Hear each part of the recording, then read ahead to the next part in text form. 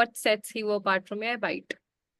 Very similar to what I just said. In the broadest sense is the flexibility in the platform. And I think what we really do well is support our customers. So beyond the fact that I could have had a real-time chat with the support engineer, our product actually prompts you to connect with support. So our support mechanism is proactive.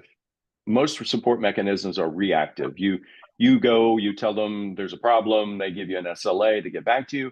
If you had an issue with one of the pipelines I was developing and you hit it more than maybe twice, our platform will come up and say, we've noticed you've had an error that's recurred twice.